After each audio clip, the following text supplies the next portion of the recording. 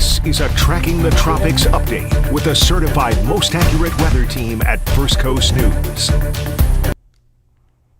Hello everyone, we are taking a look at the tropics because most importantly our attention is on Milton, and we have the 5 o'clock advisory. And the biggest takeaway from the 5 o'clock advisory is that Milton is now forecast to be a Category 3 at landfall on the Gulf Coast. And the last cone that we saw, it was very close. It was a very strong Cat 2.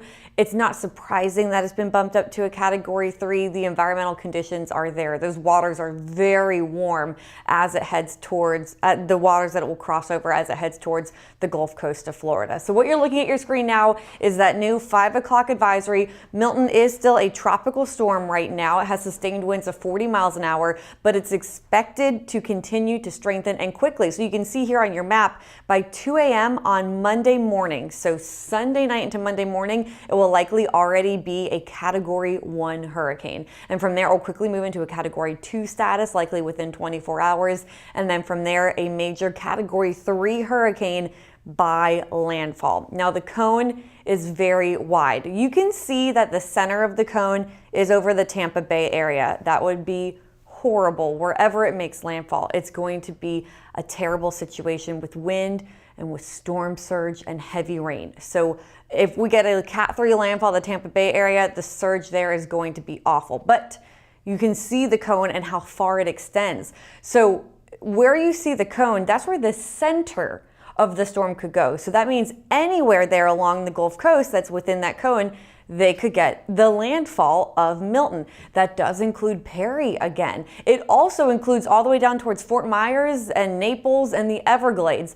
So there's a lot of uncertainties still with this tropical storm, soon to be hurricane. Again, it can make landfall anywhere along the Gulf Coast. So really everyone in the peninsula of Florida has to be ready and has to be preparing for this storm. You can see here the up close look at the cone though has landfall at a Cat 3 with 115 mile per hour sustained winds at the center. Now we're looking at a bunch of different models, and you can see the models, the spaghetti models here, also really kind of zeroing in on that Tampa Bay landfall and then moving across the Orlando metro area and exiting somewhere near Daytona Beach. A lot could change. Do not take this as the exact track, because I just noticed it even says Helene. Oh my goodness. So this is Milton that we are talking about, but this is where it could go, right across the middle of the state. What we like to show sometimes, model comparisons. We talk a lot about long range models, and that would be the GFS and the European, two models that we look at for long range hurricane forecasting. And they are disagreeing right now. So just something to take here is that take this forecast with a grain of salt, because there are still a lot of uncertainties. So what you're looking at here in the purplish bluish color, that's the GFS model, that's the American model, and it shows a landfall Wednesday morning. So this is 8 a.m. It's really starting to approach the Tampa Bay area as a strong hurricane, and it will make landfall there earlier on Wednesday. Then behind it, that's the European model. The European model says it's agreeing now more of a Tampa Bay area. A last model run had it farther south. It could continue to move and change, and that's why the cone is so wide all up and down that Gulf Coast of Florida. But the European model says, hey, we think it's a Wednesday night landfall. So it's, again, I'm showing you this just to show you that there's a difference in these model runs, and that's why we're saying we don't know everything yet. There's a lot that still needs to be figured out with this system and how it shapes up. It does show how this storm, this hurricane, is going to cross over Florida and then move out into the Atlantic by Thursday. Now for the Jacksonville area specifically, for us here at First Coast News, we are of course keeping a close eye on the First Coast impacts. And something I want you to watch here over the next several days, we're going to continue to have the wind move on shore. So a northeasterly wind, that's going to continue to pile up water, especially along places like the St. Johns River, and that will lead to the possibility of flooding at times of high tide. So tidal flooding an issue, especially then as we head into Wednesday when we still have those northeasterly winds. Rainfall totals across the state, you can see massive amounts of rainfall totals for Central and South Florida. And for the northeast Florida area and into Georgia, we think we will have the most amount of rainfall. One for our far southern areas. I'm looking at you, Putnam, Flagler. I think you would have a good amount of rain, unfortunately. The strongest winds as well near the center, but then also right along the coast. That's where we're gonna see more amounts of rain moving on in, strongest wind gusts as well. So you can see how as it moves over towards places like Lake City and Live Oak, places that were slammed by Helene, looks like you get a little bit less rainfall totals this time, and farther east would have more of those rainfall totals, and of course southeast mainly. St. Augustine, Palm Coast, Palatka, you really have to be watching this storm. So here's the takeaways for the First Coast on Wednesday. So remember, unfortunately, honestly, today, right now, is the beginning of what is a gross stretch of weather all the way until Wednesday. We're going to continue to see heavy rain that could lead to street flooding. We're going to continue to see gusty winds, and then that onshore flow could lead to flooding at times of high tide. And it all leads up to the main event on Wednesday when we get those Milton impacts. Strong northeasterly winds, gusts could be up to 60 miles an hour. That could cause some power outages. We will have a storm surge potential, maybe max up to 4 feet, something we're watching very closely. We could get some tidal flooding, we could get some storm surge flooding. We will see heavy rain, but especially on Wednesday, and that will lead to street flooding, flooding of low-lying areas. And then as already mentioned, we'll get some of those power outages as well. Now I do have Andy. Andy is the mastermind behind this entire thing. So if you...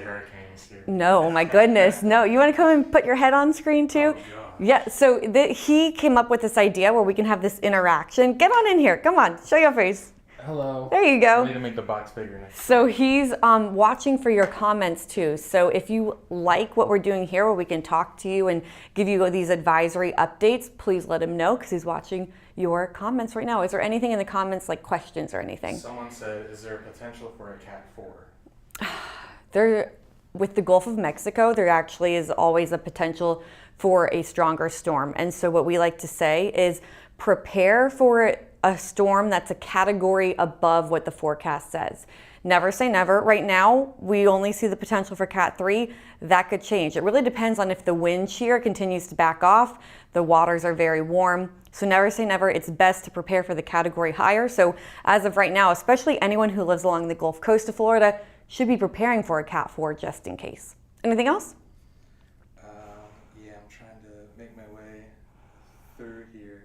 That's great. We got lots of comments. We love that. Do you expect, and I know you can't speak on this totally, but do you expect maybe any school closures? Oh, the question is about school closures. Yeah, I am not an official, so I cannot speak to that. You know, I would say places, it would be more likely probably for places like Putnam and Flagler counties, the farther southeast you go, but I really cannot speak on that. Do you expect these storms, because Tampa Bay area is like half of it's underwater right now. Mm-hmm. Do you expect the storm surge to be as bad as Helene? Okay, so the question was, do I expect the storm surge to be as bad as Helene? And again, there's a lot of variables that go into that. A Category 3 major hurricane making landfall there would be absolutely devastating likely when it comes to storm surge. As we know with situations like Ian, if it wobbles, that storm surge forecast could change. But what I will say, I can't give an official forecast for the Tampa Bay area. I haven't been focusing on that area. My expertise is the Jacksonville area. But I had a friend who texted me today. She lives near Bayshore Boulevard and she flooded in Helene. And she asked what she should do for this storm. Of course, I said there's a lot that could change. It's only Saturday and this hurricane's gonna make landfall on Wednesday. But if I had to decide today, I would say evacuate. I do think as of today's forecast, those same areas would absolutely flood in the St. Pete area, the Tampa Bay area. Again, that could change. Please check back in for updates, not only once a day, but really with every advisory, we're going to know more. But as of today, as of Saturday, I would say yes, I do expect those places to flood. When do the advisories get sent out? So they're every 3 hours. 5, 8, 11, 2, 5, over and over and over. And what do you expect the weather after this hurricane to be? Oh. Next weekend? I should have put a 7-day forecast in That this. may be a selfish question by me, who's going camping. Oh, you're going camping next weekend. So we do expect conditions on Thursday to get better. Rain chances are still in the forecast. Thursday, it's going to be right off the East Coast. So we'll still have some showers. We'll still be dealing with high tides, but conditions will be getting better as we head into next weekend. So, don't go camping on Wednesday, but weekend plans I think I'll have to be here. looks a bit more promising.